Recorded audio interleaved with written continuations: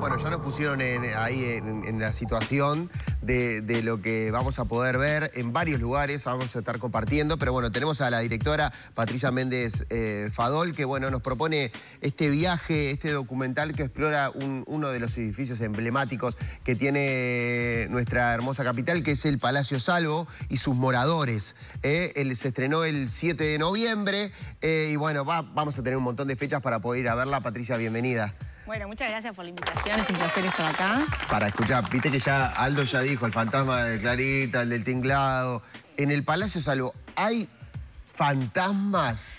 Bueno, no sé si decir fantasmas, pero sí es un espacio místico, es un espacio que tiene una energía increíble, que sí se generan cosas metafísicas. Para llamarla de alguna manera. Para llamarla de alguna manera.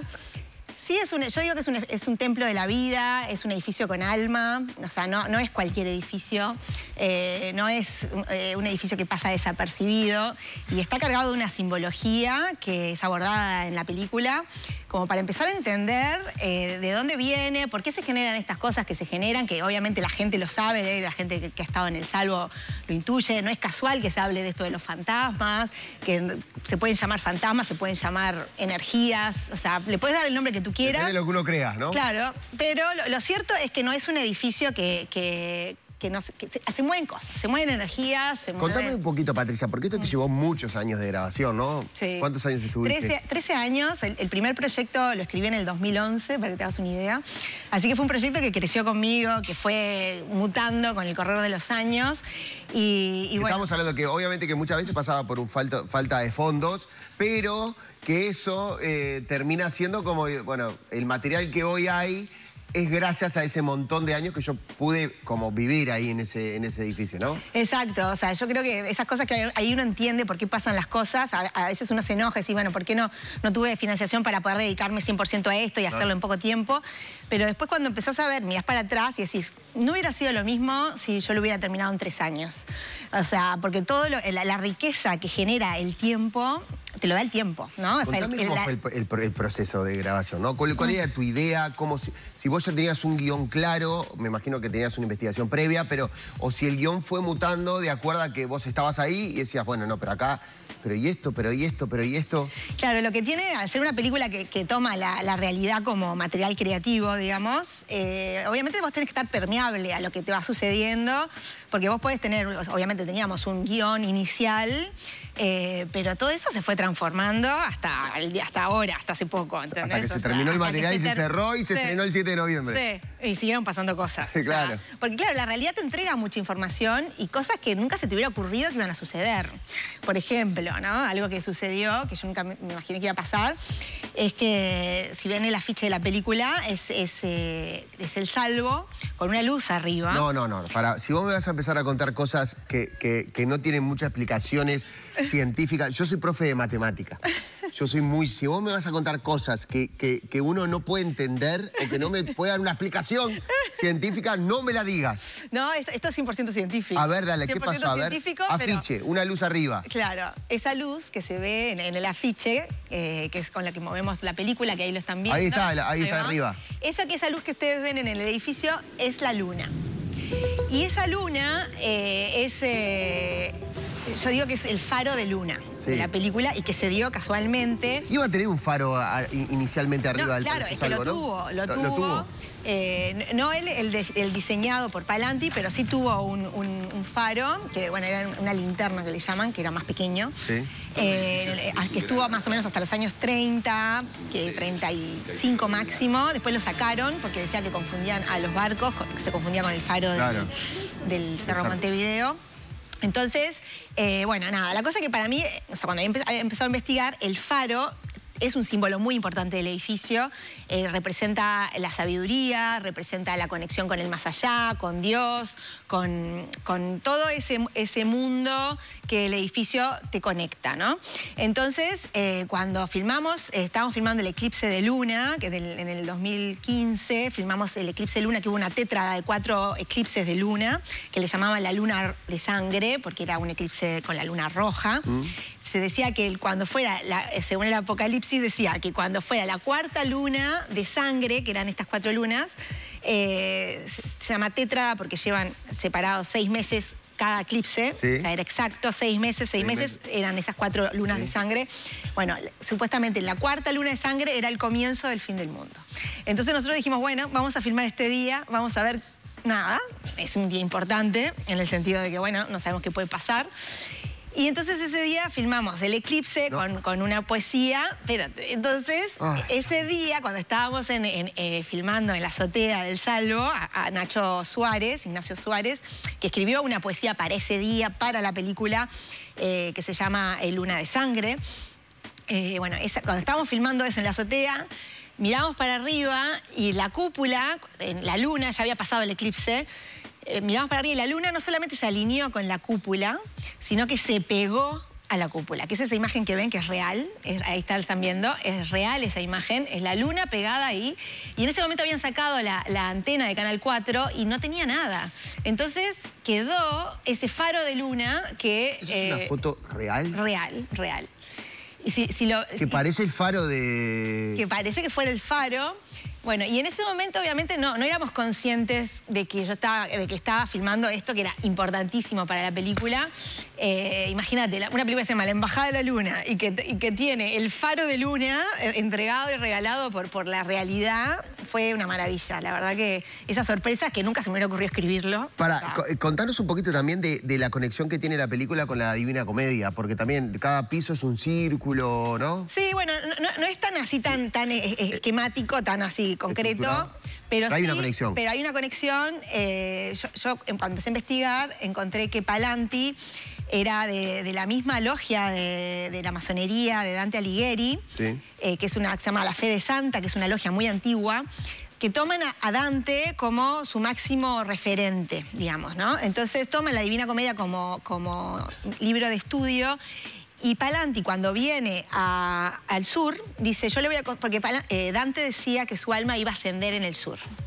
Entonces, cuando Palanti viene al sur, porque él era italiano, que es el arquitecto del Salvo y del Barolo, cuando él viene al sur, dice, yo le voy a construir un templo a Dante para que su alma ascienda. Entonces, primero hace el Barolo, que está en Buenos Aires, el Palacio Barolo. El gemelo. El gemelo.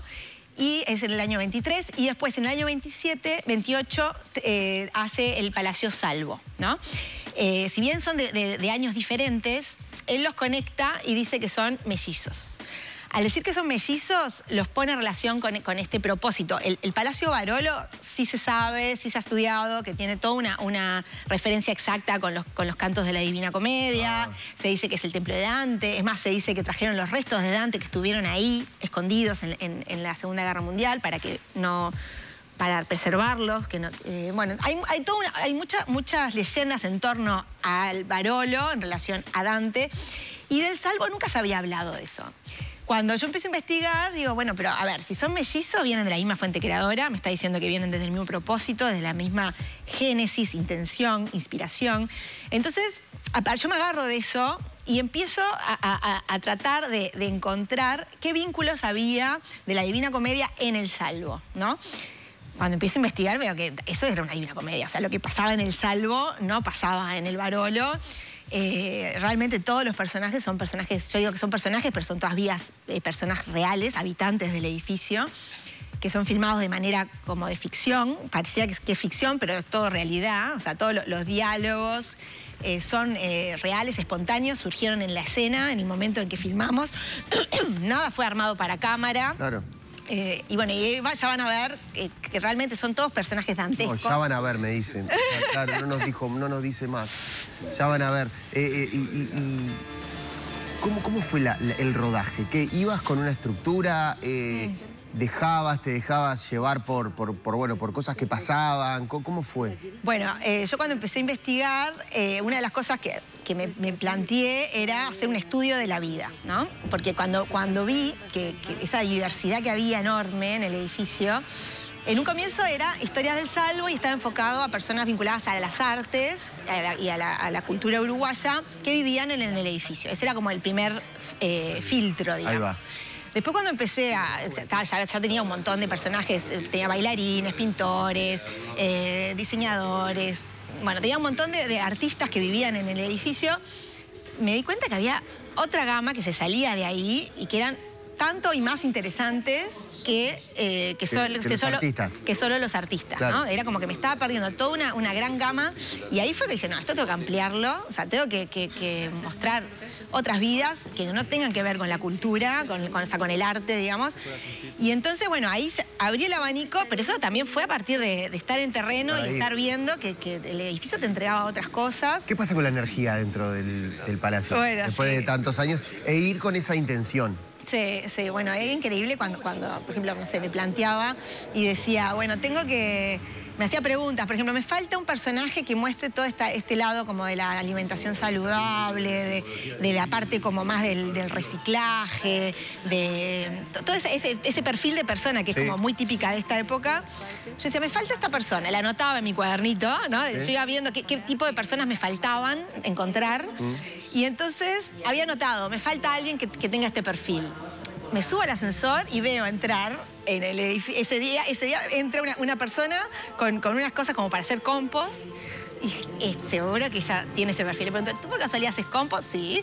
¿Y tú por casualidad tenés toda esta cosa de la vida saludable, alimentación saludable? ¿Te puso esa persona ahí? Me la puso, entró al ascensor y, o sea, así fue el hallazgo de muchos de los personajes.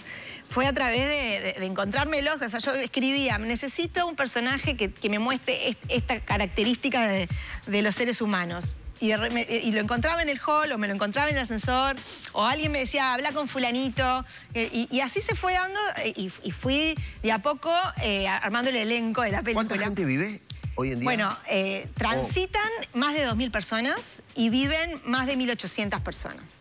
Más de 1.800 personas. ¿Y qué es lo que sacaste? Capaz que hay que ver el documental, no lo vamos a spoilear todo, pero ¿qué te dice la gente que vive ahí? ¿Qué es lo que te llamó la atención de la gente? ¿Es como que viven en cualquier otro apartamento? ¿O la gente que está ahí me imagino que hiciste muchas entrevistas, pero te vuelcan esto de que es un edificio que tiene algo particular?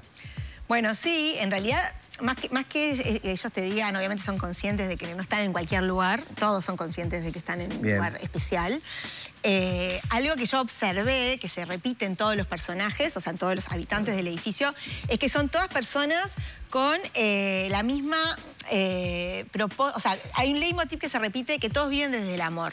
O sea, todos viven desde su vocación, desde lo que les gusta hacer, de lo que disfrutan. Entonces son todas personas muy auténticas, muy destacadas en su área y que tienen mucho para enseñarnos de una perspectiva, cada uno desde su lugar de cómo habita, ¿no? O sea, yo digo que no existe una vida, solo una vida válida. Todas las vidas son igualmente posibles y respetadas. Y lo que importa es que desde dónde vos decidís vivir, ¿no? O sea, si vos decidís vivir desde el amor está bien y lo que hagas va a estar bien. ¿Cuánto material te quedó afuera? Mucho. ¿Cómo fue el filtro? ¿Cómo fue el filtro para decidir, claro, bueno, esto sí, esto capaz que me lo guardo para otra cosa? Bueno, el filtro fue... O puede haber otros documentales, capaz que hay para hacer como 3 o 4 documentales. Exactamente. Claro. Bueno, el filtro principal fue esto que te decía, en este estudio de la vida, yo trataba de encontrar aquellas cosas que son propias de esta época, que no han sucedido en otra época, como por ejemplo, no sé, se muestra un programa de radio y el programa de radio es desde su casa a través de internet, por ejemplo. Claro. Eso no había sucedido antes. Después, por ejemplo, esto de la maestra que hace compost en su casa, en el balcón, con bidones de 5 litros, eso tampoco había sucedido antes, es como propio de esta época. Y a su vez trataba de encontrar cosas que son constantes del ser humano, que trascienden, ¿no? Que más allá del paso del tiempo no mutan y hace que seamos humanos, ¿no? Como especie. ¿Qué cosas hace que nos distinguen como especie, como humanos? Entonces eran esas dos cosas que yo buscaba. Por eso yo hablo de un viaje entre lo eterno y lo efímero. Lo eterno son todas esas características que son constantes en el ser humano, que fueron las mismas, desde la Edad Media, claro, desde que somos humanos. Y lo efímero es lo de la época. Lo de la época. Entonces tenés esas dos cosas que van dialogando en simultáneo y van componiendo esta gran sinfonía de la vida que yo le llamo. Nada, es un viaje filosófico, antropológico, de identidad, también de que nos ayuda como a ver en qué estamos. No, y de conocer un edificio emblemático, ¿no? Que muchas veces lo vemos, lo cruzamos, pero ¿cuántas veces entraste por lo menos a sentir qué pasaba ahí? Así que está bueno conocer un poquito más. Pero bueno, vamos a invitar, porque tenemos un montón de fechas para ir a ver. Por ejemplo, tenemos en Cinemateca, tenemos 14, 15, 18, 19 y 20 de noviembre a las 5 de la tarde. ¿Estamos? Después tenemos 16 y 17 de noviembre a las 17:30. Después tenemos en el Live 21 del 14 al 20 de noviembre a las 9:25 de la noche. Y la sala B del Sodre en el Auditorio Nelly Goitiño, jueves 14 de noviembre, 19 horas. Sábado 16 de noviembre, 19 horas. Estas fechas igual, ¿dónde las podemos ver? Las pueden ver en la página de Instagram, La Embajada de la Luna. Ahí vamos publicando toda la información de la película. Y esas fechas, es importante aclarar que se renuevan cada semana, ¿no? O sea, en el cine cada semana se arma la programación. Exacto. De acuerdo a la gente que fue a las salas. Es muy importante que vayas. Exacto, porque si este fin de semana, por ejemplo, no va tanta gente, ya la otra semana ya no te programan. Bien. Entonces, en realidad no se dejen estar, porque si bien capaz que nos pueden programar más tiempo, lo único seguro que tenemos es eso. Después, si va más gente, se dice, bueno, ok, fue más gente, te programamos para la semana que viene. Y aparte, semana a semana se va sabiendo. ¿Una investigación de cuántos años? 13 años. 13 años. Imagínate si hay material y recontrachequeado en esa película documental. Gracias, Patricia. Bueno, muchas gracias por la invitación, un placer. 13, el número aparte. Sí, eso es muy interesante también. Creer o reventar. Nada, si crees, crees, si no, no creas. Ahora nos vamos al móvil nuevamente con nuestro hamburguista Yulay Cabrera.